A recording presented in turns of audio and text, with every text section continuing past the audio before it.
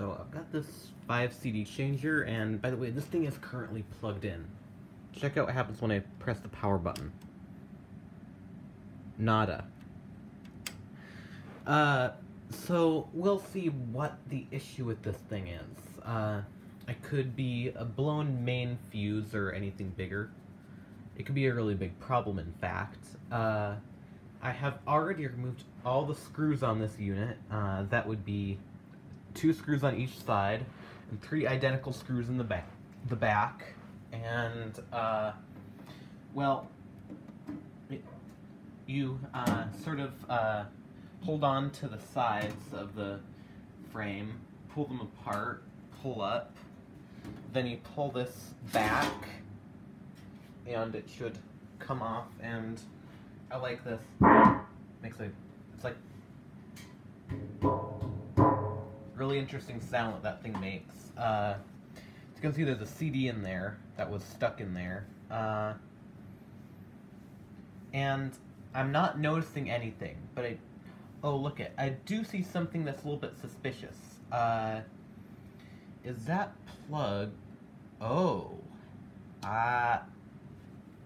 Seems like somebody at Sony didn't plug that in all the way. It must have been just barely making a contact and the thing was working perfectly fine, but it must have gotten banged around a little bit and that it stopped working fine. Just gonna press that in and see if that's a... Oh my god. Never thought I'd ever come across something like this, but... Well, there's your problem. Let's turn it on. What? That's it. And it's gonna try to play automatically. And the music's copyrighted, so I'm probably just gonna stop it right away if it decides to. And is it gonna decide to? It doesn't look like it is. I'm gonna do it anyway.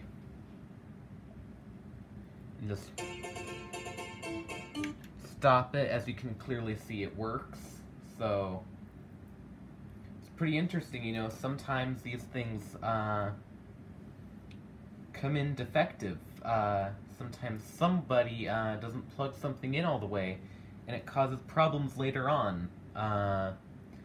Little manufacturing defect in this Sony that was really, really simple. I just plugged in a little connector and it sorted everything. It works perfect. Now, it is actually pretty uncommon for this to happen. I'm not sure why I got a unit, out of all people, I got a unit with something like this that happened. In fact, I actually ran across something similar. This was actually yesterday. I was blasting a set of speakers that I'd barely taken apart before, and I noticed a little clicking noise coming from the woofer, and I took the woofer out, and I noticed there was a wire hitting the cone of the speaker. I bent that wire down, and it works perfect. So, it's not all that uncommon to see a simple issue like that in electronics. And it's pretty much all there is to it sometimes.